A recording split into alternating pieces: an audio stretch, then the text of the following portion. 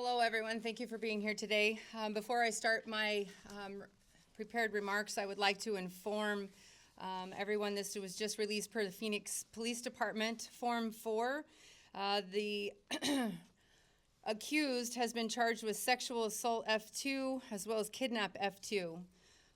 The probable cause statement says this: on November 19th, 2025 at approximately 12:21 hours, an unknown male asked a female student to go into a classroom, touched her, pulled down her pants. The victim, a 10-year-old female, participated in a dedicated forensic interview at Child Help Children's Center at approximately 1500 hours. The victim disclosed that an unknown black male was on the school campus and told her that he was a doctor who needed to perform tests. The defendant took the victim into an empty classroom, sat her on the floor, pulled her pants down, and performed oral sex on the 10-year-old little girl. The defendant attempted to pull down his own pants, and the victim pushed him, telling him to stop. Senator Werner, please come join us.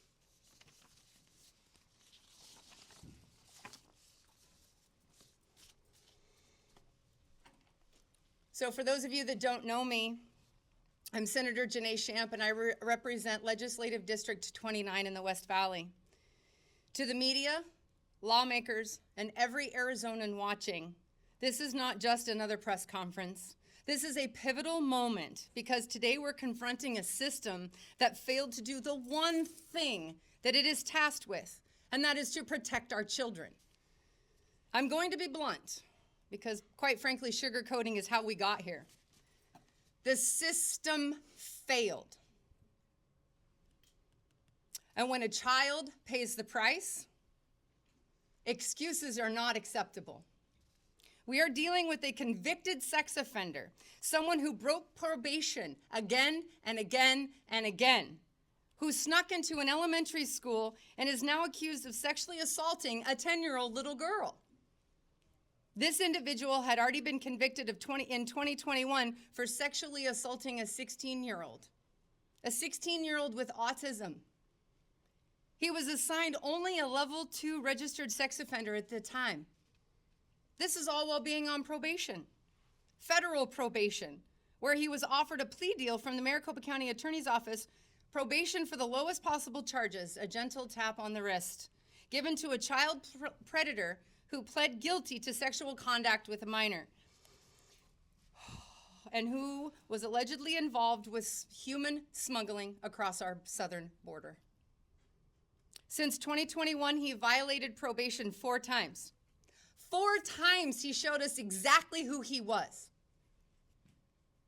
4 times the system looked away. 4 times the public was told, he'll be fine. And then just days after being reinstated to the intensive probation supervision for his 4th violation, he was able to sneak into a school building, undetected, unchecked, unchallenged, where he pretended to be a doctor and allegedly lured this 10-year-old little girl into an empty classroom. That little girl, God bless her, if she ever feels safe again. His home was 2.1 miles from that campus. This was not an accident. This was not unpredictable. This was a result of a justice system that has forgotten its first duty: public safety before offender sympathy. So yes, we are asking every hard question. Why was this man still on probation? Why were repeated violations met with leniency? Why were warning signs ignored until a child was hurt? Again. Parents deserve more than bureaucratic answers. Victims deserve more from the system that's established. Arizona deserves a system that actually enforces the law. That is why in the upcoming legislative session, this will be a top priority for me. No more passive supervision for these predators. No more guessing games. No more loopholes. That sexual deviants, and make no bones about it, these are deviants, No more capability for them to slip through any loopholes. We're going to restore common sense. We're going to restore accountability. And we're going to restore the principle that protecting children is non-negotiable. We will pursue reforms that ensure uniform, tough, mandatory responses to violations, public reporting with no secrecy. You hurt a child, you do not get to hide anymore. Independent oversight of high-risk offenders, suspensions, supervisions, this is non-negotiable. A system where predators lose rights before children lose safety, that's a system that we are going to ensure is in place for every Arizona citizen. Let me be perfectly clear. We will not tolerate a justice system that coddles offenders while families pay the price. We will not allow dangerous individuals to be given chance after chance after chance. We will not accept the culture of leniency that allowed this to happen. Because quite frankly, there should be no culture of leniency when it comes to the molestation and sexual assault of the children of the state of Arizona. Amen. End. This is the line. This is the moment that we say no more. And to the lawmakers that are ready to stand with me, to the law enforcement that I know is ready to act, and to the families across this state demanding real change, thank you. Your voices are being heard, and we are unified.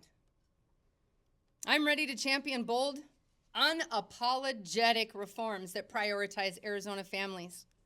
However, I believe it's crucial to hold accountable and call for the termination of the probation officers, the probation officer supervisors, and anyone else that was involved in allowing this repeat offender to act as a predator, strike again, and rob an innocent child.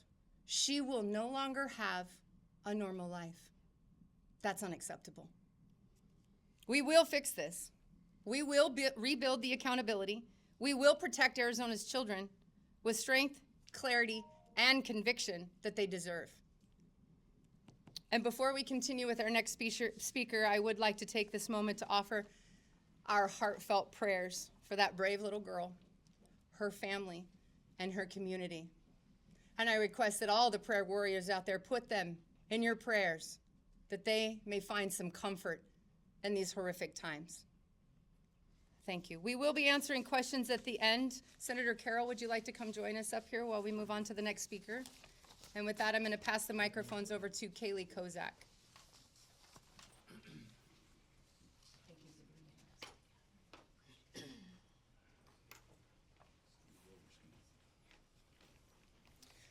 My name is Kaylee Kozak. I am most notably known for being the namesake of Kaylee's Law, which originated in Arizona.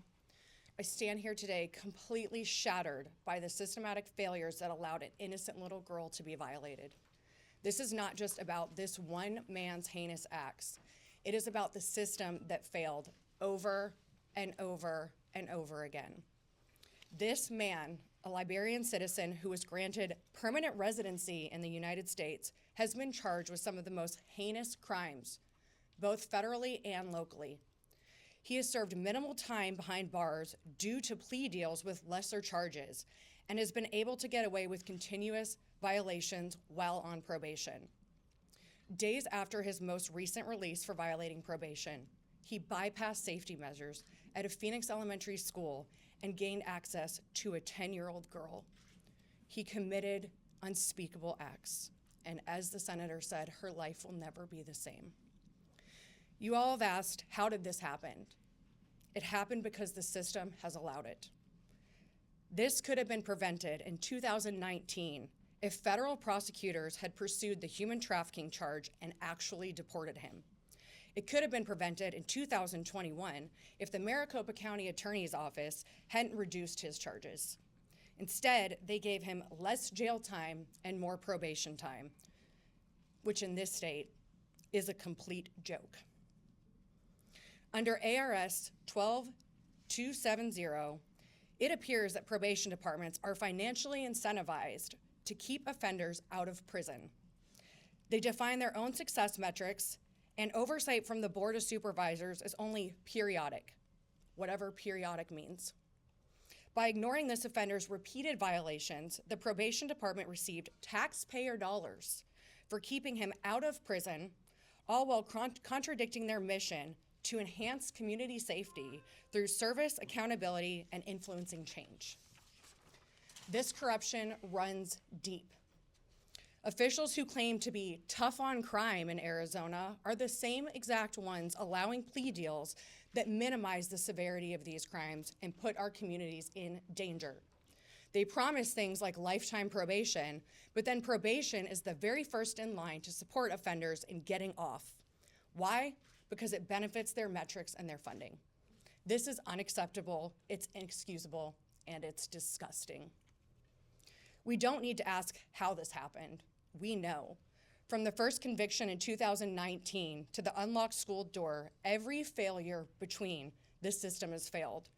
And an innocent 10-year-old girl paid the price. She went to school that morning and her parents got a phone call, a devastating phone call. And she will forever be impacted by what has happened to her because of these failures. To the family whose lives have been forever changed, I am so deeply sorry. As a victim of childhood sexual abuse, who was also assaulted on school grounds, my heart aches for you and for your precious daughter who did not deserve this. The system does not prioritize victims, and it never has. 20 years later, I am still fighting the exact system that they are now entering. Against probation, against my abuser, and against the lies that I was told when I was a child. I say this to this family because I need you to know that I am not only fighting for myself, but I am also now fighting for your precious little girl.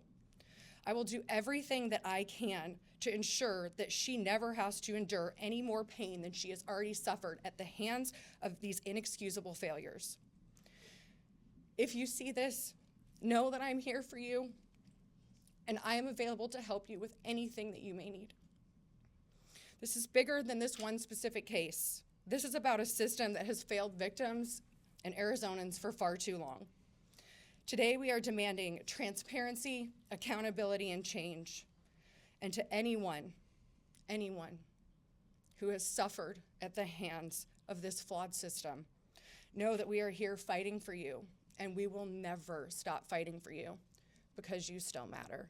Thank you for the opportunity, and I will be happy to take questions after. Thank you, Kayla. Representative Wen, would you like to? Thank you. Good afternoon. My name is Kwang Nguyen, Legislative District 1, also Chairman of Judiciary Committee. Arizona's current sex offender probation system is too often inconsistent, undersupervised, and ill-equipped to protect the public. When offenders receive probation instead of meaningful custody or strict enforceable supervision, the burden shifts to our communities that expect real accountability, strengthening probation standard through tighter monitoring, zero tolerance for violation, and I mean zero tolerance for violation, longer supervision windows, and mandatory treatment with measurable compliance will close the dangerous gaps to allow high-risk offenders to slip through the system, as you can see what happened today. Reforming sex offender probation isn't about being harsher. It's about restoring public trust, prioritizing victims, and ensuring that predators are never given a second chance to harm Arizona children. I also want to be clear that probation should not be an excuse to save money, because the cost of recidivism is quite costly, especially if the victim is your child. As chairman of House Judiciary Committee, I will work with Senator Shamp to investigate, hear that clearly, investigate and explore solutions. Thank you. Please, Beth.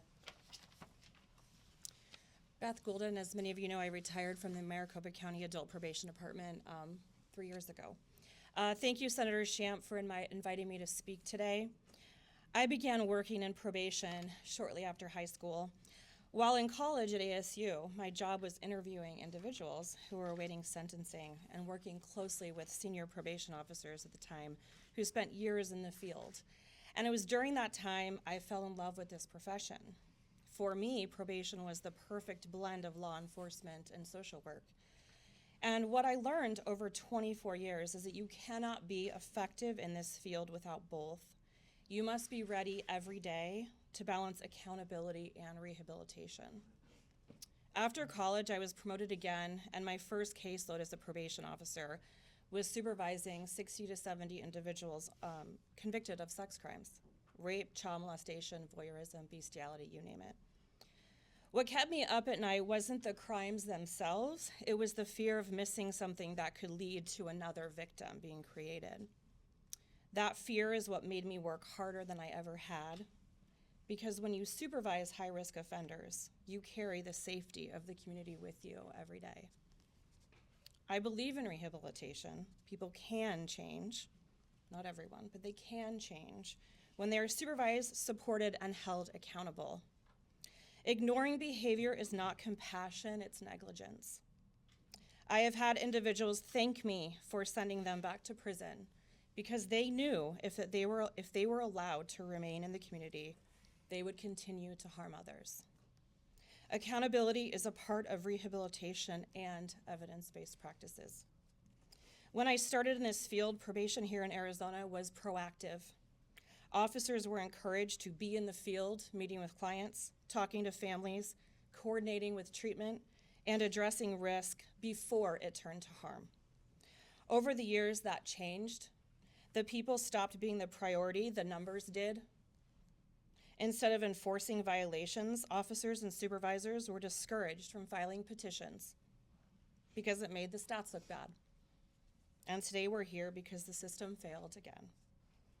This time it failed a 10-year-old girl, and my heart is with her and her family. No one on sex offender probation should be allowed to miss months of treatment and repeatedly violate conditions. Probation is a suspended sentence and a privilege, not a right. If we want transparency, then we need to start measuring success the right way, not by how many people complete probation, because probation itself controls that outcome. We need to measure recidivism, 1 year, 3 years, 5 years, 10 years after discharge. That tells us whether the system is protecting Arizona families. I look forward to working with Senator Shamp and members of the legislature to restore proactive supervision, accountability, and to bring transparency to probation. And Arizona families deserve nothing less. Thank you. All right, we'll take questions of any of the four speakers. I don't know if, Kim, you want to call people out, or if you guys just want to raise your hand and I'll point to you. What I'm wondering is, what can the legislature do on this issue? Probation is in the courts, the Correct. judicial branch. You guys are the executive branch. What can you do legislatively this next session to address that? Is there any talk of bringing it under your branch?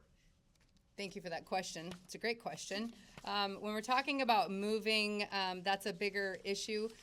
You know, there's this, I'm trying to find here it is. You know, Kaylee spoke to it.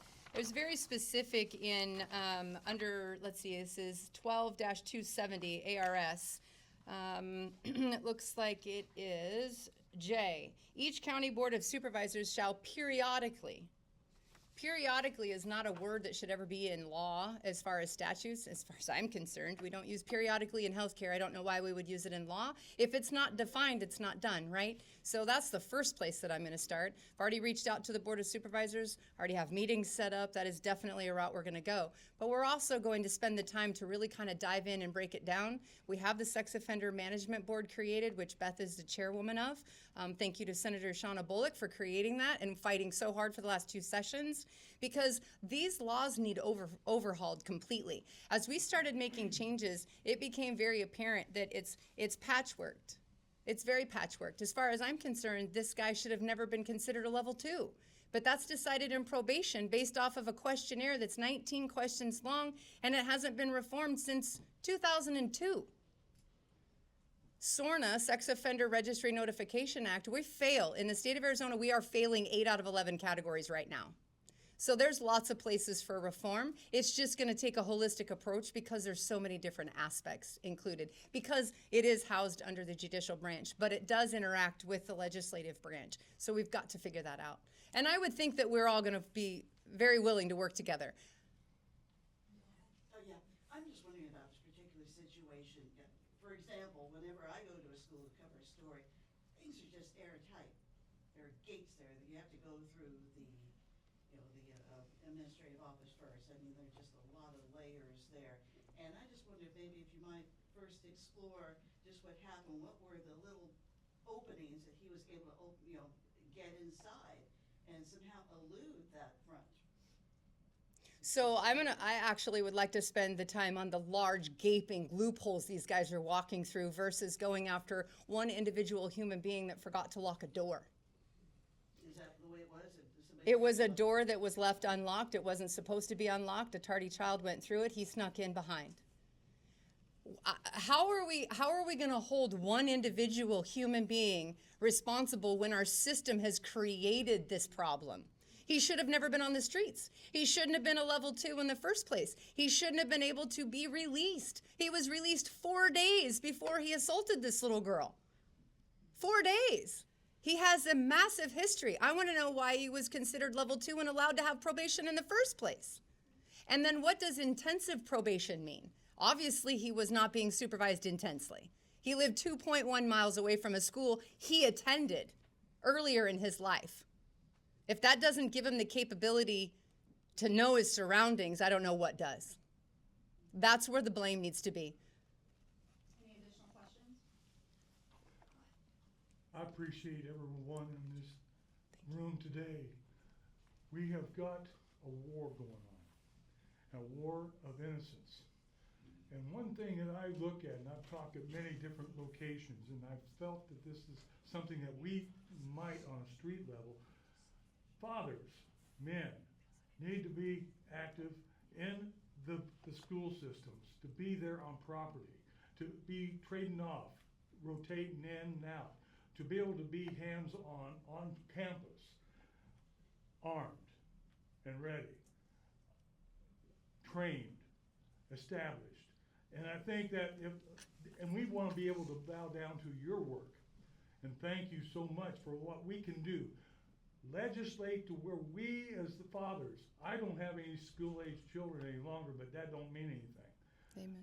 Yeah. Being as a prayer warrior, we need to establish that premise back in America. I don't disagree with you, sir. Thank you for saying that. I do believe that we need to, our community, we need more community, less government. That is what I believe personally.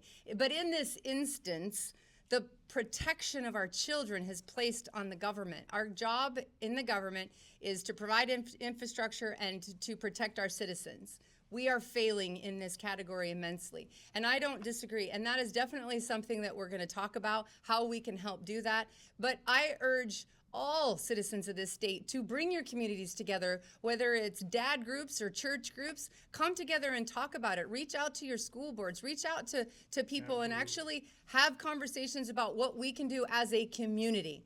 But number one, we need to pray for this family and this community. That will be Thank you very much for your question. Yes, sir. Questions? You spoke about, obviously individuals like this, repeat sex offenders, shouldn't be on the streets as it is. But in this case specifically, a lot of these parents in this district and at this school, specifically that I talked to, they drop their kids off at school to be safe. So I know we don't want to speak, or you don't want to speak about, one person getting in, but school safety in general, parents want to drop their kids off at school in the morning and know that they're protected there. Well, you're right. As long as we continue to have a society that allows for this kind of deviant behavior because we don't act as aggressively as we should, absolutely, the school is the last defense for safety. I'm the kid that went to school for safety. That was my safe place. It's horrific that this happened, but one individual human being making a mistake, we're not going after that one individual human being. I'm here to call for system reform so that if someone a human individual makes a mistake, there isn't a child who suffers the rest of her life from that. So the onus is on the system itself. Amen. Yes, sir. So can the legislature address mandatory minimum jail time or a penalty Absolutely. Those are things that we've been addressing. Kaylee and I and Beth and actually all three of us. I don't know if you've heard about dangerous crimes against children, and this man will be charged under that. I don't know if you've heard about the natural life in prison for anyone that causes bodily injury to someone 12, a child 12 or under. Like, we are working. It's slow going, unfortunately, and this case has proven that the time for slow work is over. We all need to come together, and this needs to be reformed, and reformed now. Another child should not be hurt because of this system. Senator Shamp, Kaylee wanted to add something. Please. Thank you for your question, and I'm confident in saying that Beth and I are on the same page about this. We can have mandatory minimums all day long. If our prosecutors who are telling the communities we have harsh penalties on the books, we have good laws in place, are allowing these types of people to plead down to lesser charges, those laws mean nothing. So please understand that when you hear these things or you go read a statute, that the prosecutors have the authority to plead these cases down. They can plead them down to attempted, they can plead them down to lesser felonies. And that is why when the mandatory minimums go out the window, because that original charge that had a mandatory minimum of 20 years, for example, it's now no longer relevant and no longer something that can happen because they have allowed these offenders to plead down so drastically. And then they give them probation to make it sound like they're actually doing something, and then they help them to get off probation. So just in your experience, what are you seeing? Are they saying that they're overwhelmed by the number of cases that they have, and that's why they're pleading? Is that an acceptable excuse? Of course not, but I'm just wondering what you're hearing from prosecutors and the attorney's office as to why they're playing down so many of these cases. I don't think, I don't know, I can't speak for you, Kaylee, but I don't think that there is an excuse. There's not an excuse that you can justify that this is happening, because it's not like it's one time. What about the hiker who was raped and murdered last year? What about Tyler, Officer Movado? These criminals are on the street and they are raping, murdering, shooting our police officers. We have a systemic problem. This isn't just one time. This just happens to be a 10-year-old little girl in school.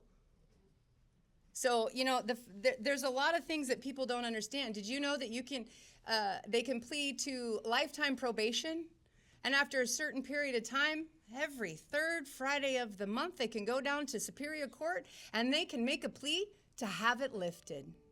So someone who actually accepted a lifetime probation as part of their plea, 8-9 years later, scot-free.